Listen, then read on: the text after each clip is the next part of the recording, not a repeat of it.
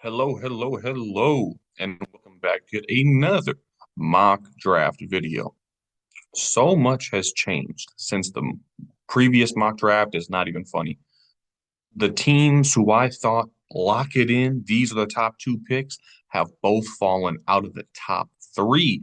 Antonio Pierce and the Raiders have decided that they don't want a quarterback. We're gonna win two meaningless games back to back and take ourselves from the number two pick all the way to like what is it, the number eight pick or whatever. Where I have to talk about it's absolutely ridiculous. So here is the updated draft order. The Giants were previously number one. Then they beat the Colts, I think. The Colts are terrible. And they dropped down to number four.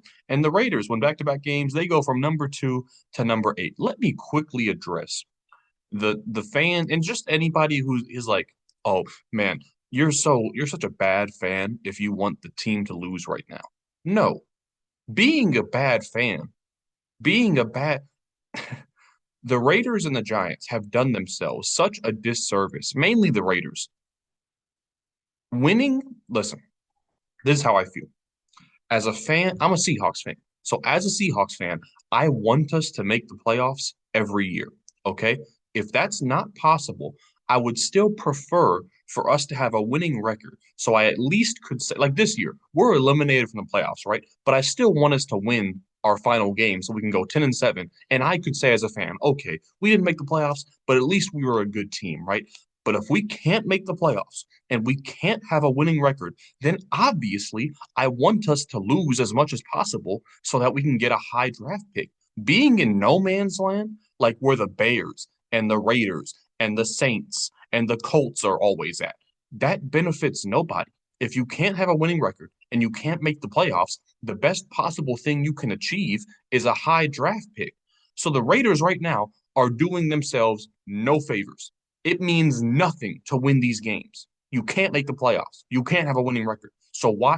The only thing that could turn the Raiders franchise around at this point in time is getting a star quarterback. The only way you're doing that is through the draft. And guess what, Raiders fans? You just shot yourselves in the foot because now there's no chance in hell that they are going to get Cam Ward or Shedeur Sanders. And Raiders fans out here, you guys are such L's for rooting for losses. We're rocking with Aiden O'Connell. You're rocking with Aiden O'Connell? Good luck with that, dumbass. Anyways, that's my little rant about teams who fail to tank, and it's just, man, it's just ridiculous to me. Anyways, let's talk about the teams who have mastered the tank, the Titans specifically.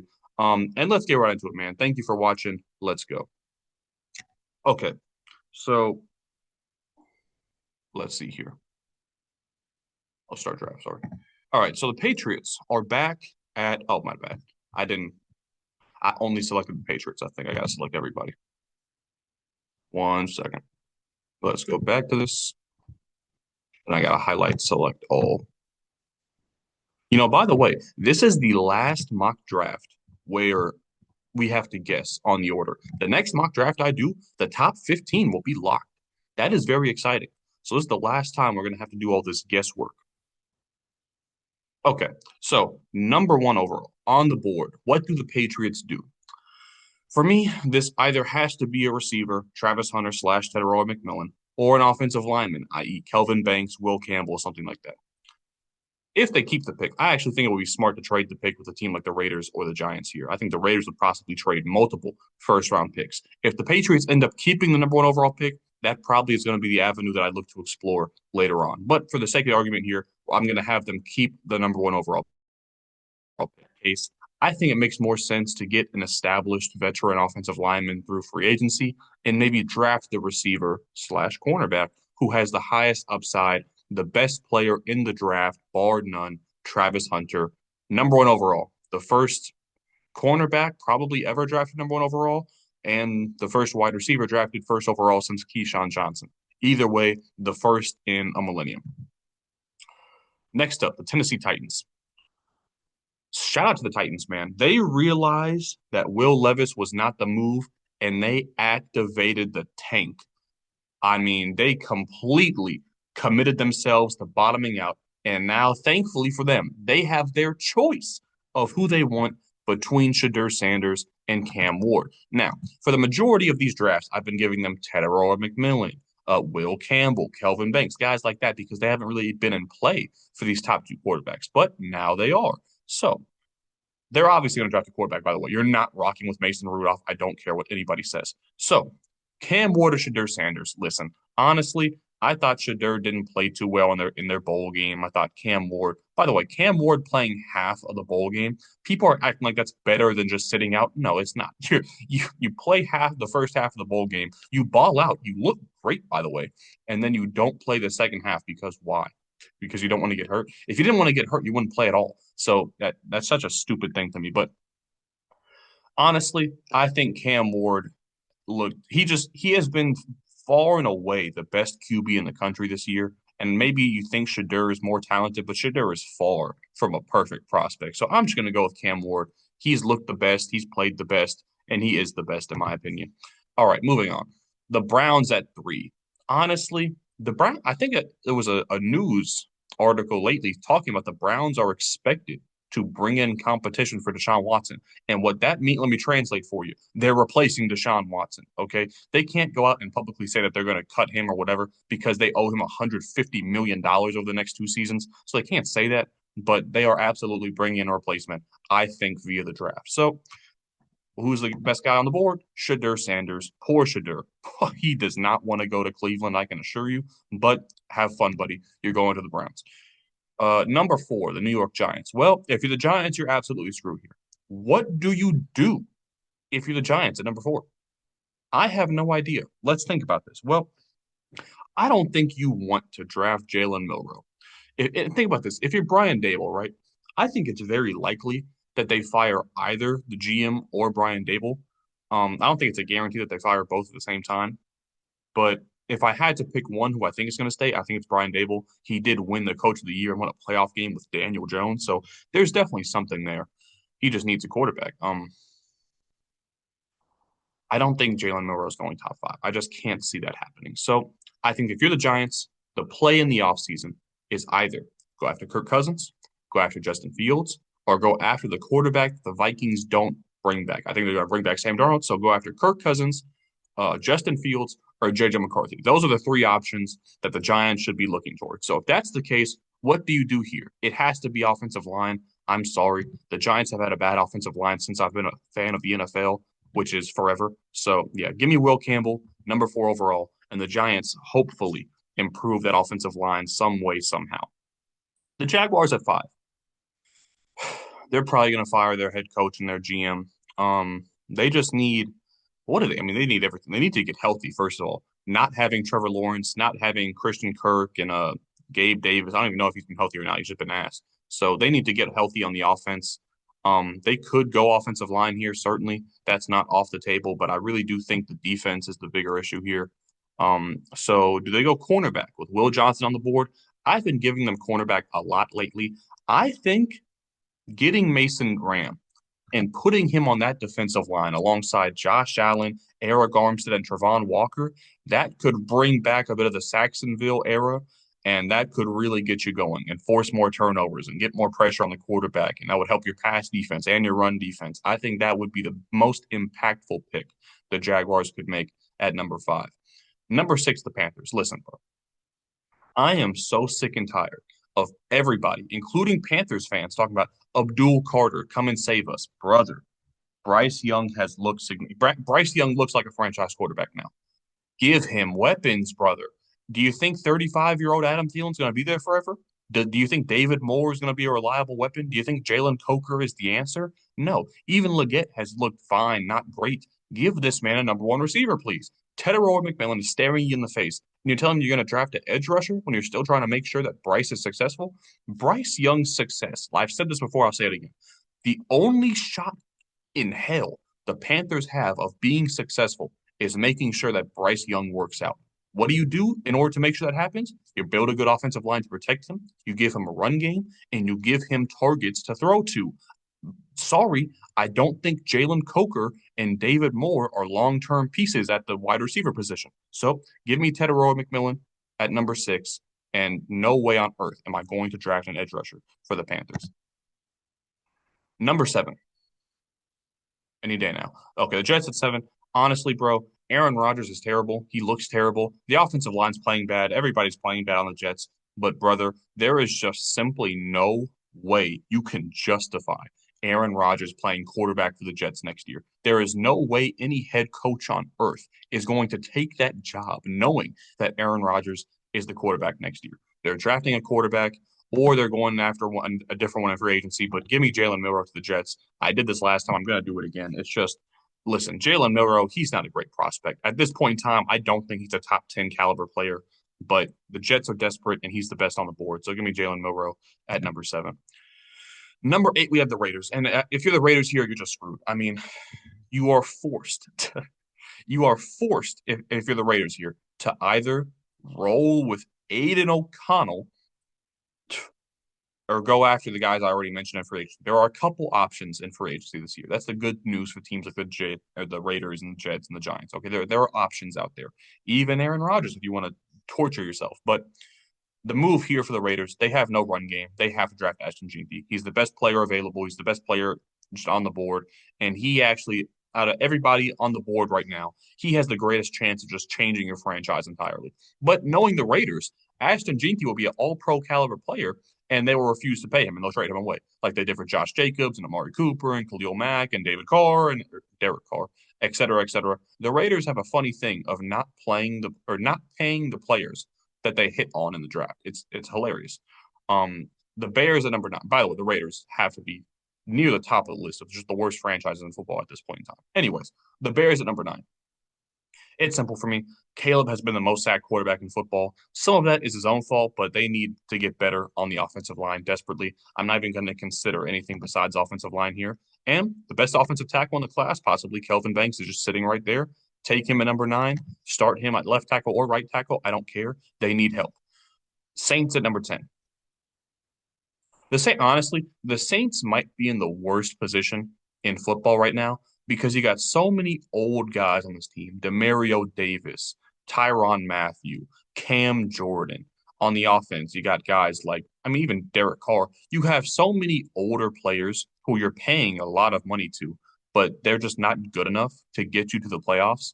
And the Saints are constantly thinking, you know what, next year's our year. Next year's our year. No, you need to strip it down to the very bottom and rebuild. But you can't do that when you're drafting between number 7 and number 13 every year. So the Saints are in no man's land. They're not going to win anything with Derek Carr. But Derek Carr is not the problem. Let me make myself clear. Derek Carr is far from a bad quarterback. Okay. He's been really good for the Saints over his tenure there. But he has no help around him.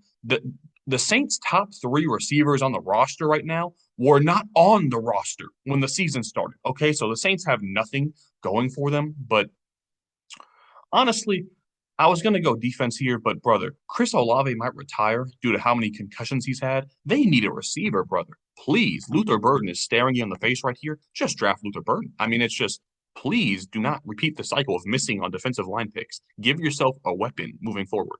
The Niners at number 11.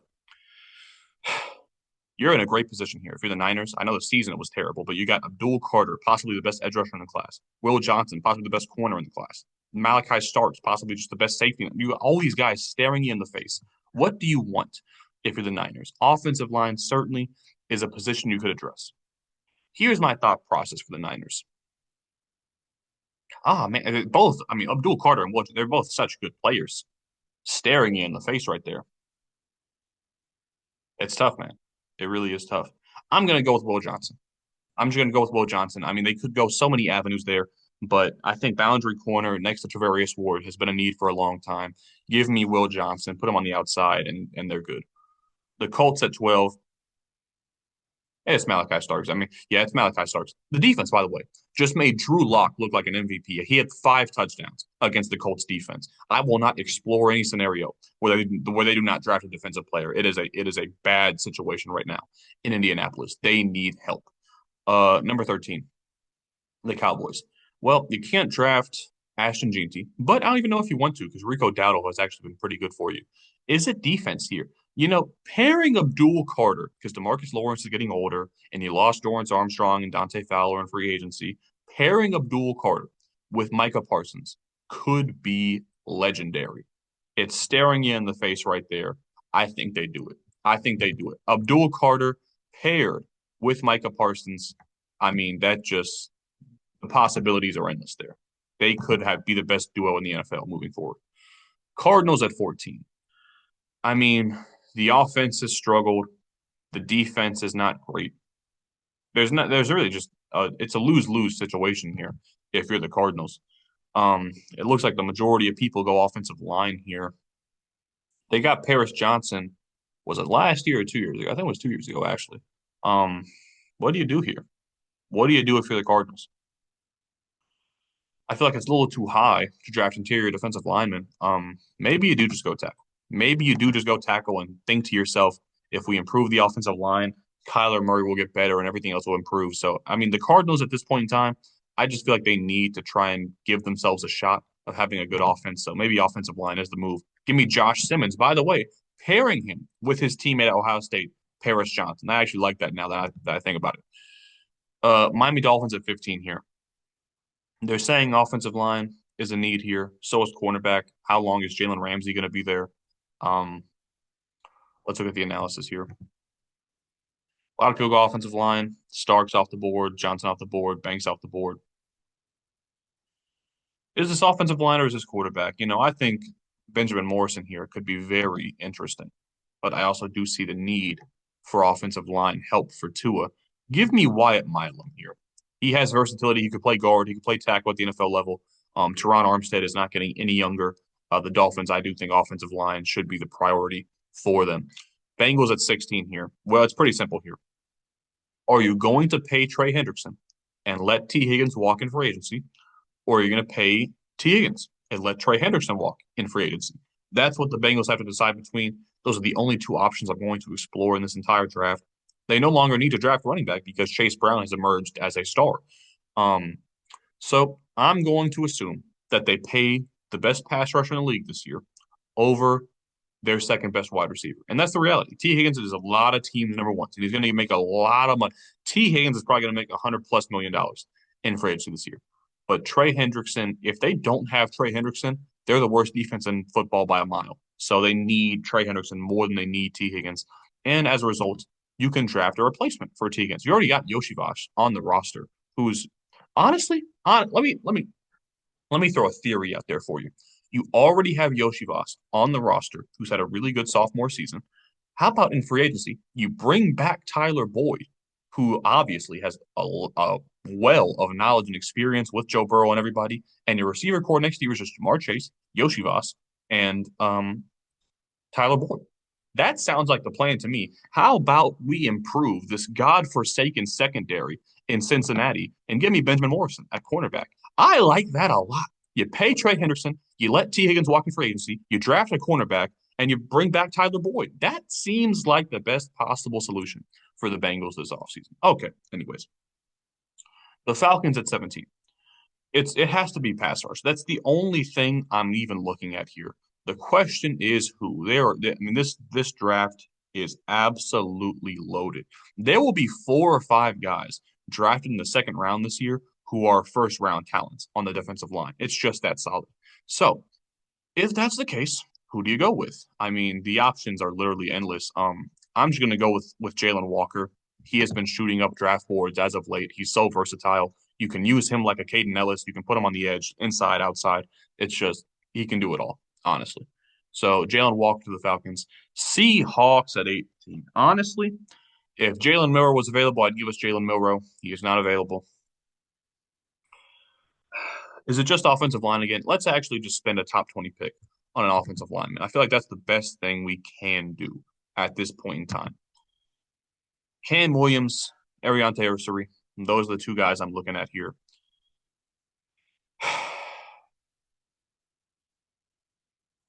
Give me Ariante Ursary. I feel like it's a safer pick. I think Cam Williams may be the higher upside, the lower floor. Ariante Ursary, I trust a little bit more to start at guard or tackle and just be solid, man. I'm not as a Seahawks fan, man. I'm not asking for a lot, bro. If you can just be an average offensive lineman, you'll be a massive upgrade for us. So please, that's all I'm asking for. Texans at 19, same story. Same story here. I'm not looking at anything besides offensive line for the Texans. It's just a desperate need for them. Actually, let me think about this. There are some good. Do they have a second round pick? They do. Okay. There are a lot of interior offensive line picks that they could make down the board. I'm trying to think about this. Okay. All right. Yeah. Okay. I'm going to assume here that they're going to draft interior offensive line in the second round of the draft. Okay. So now, running back, not a need. They have Joe Mixon. Defensive line, I could see it. Let's give them an interior defensive lineman. This draft is loaded with them. Do they go Kenneth Grant? Do they go Tyleek Williams? Do they go Walter Nolan?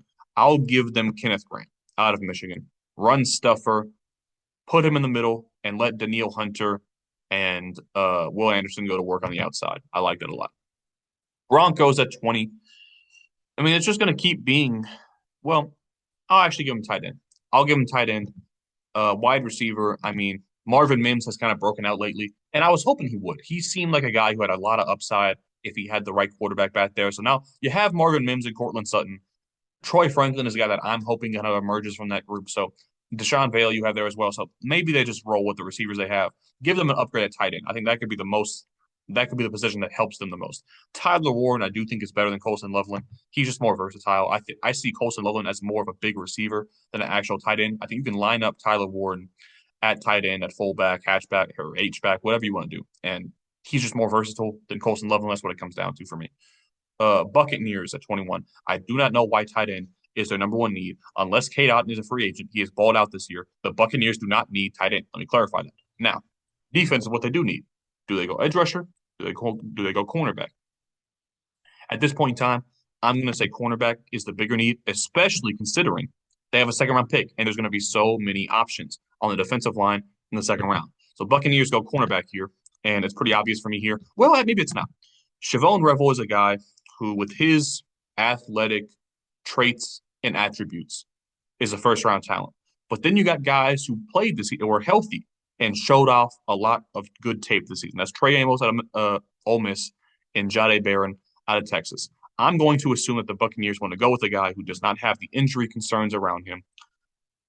I'm going to say they take was he the Thorpe winner? I think he was. Jahdae Barron out of Texas. He had an amazing year. Give me Jahdae Barron to the Buccaneers. Chargers at 22. It's obvious, brother. Just give him Colson Loveland. It's the most obvious pick in the draft for a reason. I mean, you don't have to overthink this. Colson Loveland to the Chargers. Rams at 23 here. They could do a lot of things. Offensive line, certainly, but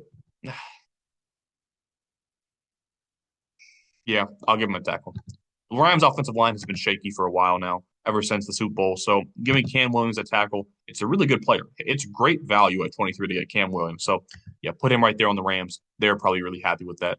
Packers at 24. I think the offense is sound. Give me help on the defense. The question is where. Interior defensive line, pair somebody next to Kenny Clark. I don't mind that. Give me Tyleek. Actually, give me Walter Nolan. Tyleek Williams, he's not bad. Okay. I see his upside. I see his potential, but I think Walter Nolan simply has more potential as a pass rusher from the defensive line, the defensive tackle position. Sorry. So give me Walter Nolan. I think he's more versatile as well. So give me Walter Nolan to the Packers at 24. Very versatile defensive lineman. Steelers at 25. Emeka Egbuka. He's staring you in the face. The Steelers usually have to pick between guys like Ayamaner and Isaiah Bond, who I'm not high on whatsoever. Egbuka is available. Take Emeka Egbuka if you're the Steelers. Then you got George Pickens, Emeka Egbuka, Calvin Austin, and you're set moving forward. Commanders at 26. This has to be cornerback for me. Maybe the offensive line is not perfect, but I mean, cornerback has to be the biggest need for me. I mean, Mike Davis, Benjamin St-Juste, it's not getting the job done. Give me Trey Amos out of Ole Miss, sitting right there for you. I love that pick for the Commanders. Ravens at 27. This is going to be offensive line for me. Too many penalties, too many holdings, too many just bad play. I mean, they need help. They have like two or three guys starting on the offensive line who've like never even started before, so that they need help. Hmm. I'm looking at Savaiinaea. I'm looking at the guy from North Dakota State. You know what? Take a shot on Greg Zabel out of North Dakota State, FCS player. But they did produce Cody Mock. They did do that. He graded very highly against Colorado, who actually has a good defensive line. So yeah, give me the FCS guy. Cody Mock, I think, worked out for the Buccaneers. Give me Gray Zabel. What a name, too. Eagles at 28 here. I mean, it just has to be. I mean, they have so many options, but yeah, give me edge rusher here. The question is who. There's just some. Oh my goodness, so many good players, brother. Michael Williams out of Georgia. There's no way they pass on a great Georgia player, right? You just have to assume if you're an NFL fan, you just have to assume that the Eagles are going to draft either Michael Williams, Jalen Walker, or Malachi Starks here, right? I mean that's the thought for me. So give me Michael Williams out of Georgia. Bills here. Is this interior defensive line or is it stand-up linebacker? Honestly, I really don't think there's a stand-up linebacker who's going to go in the first round. So give me interior defensive line, I guess, if that's the case. Actually, give me Nick Scorton. Give me Nick Scorton to learn from former Texas A&M great Von Miller and become the next Von Miller. That's what I'm thinking there for the Bills. Lions at 30. This has to be edge rusher. Like I said for the Texans, they have a second round pick, right?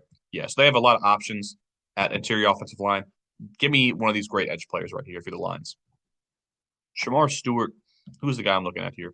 Oh my goodness, I forgot about James Pierce. That's one of these guys always ends up falling, and this one's James Pierce. Give me James Pierce, brother, if you're the Lions.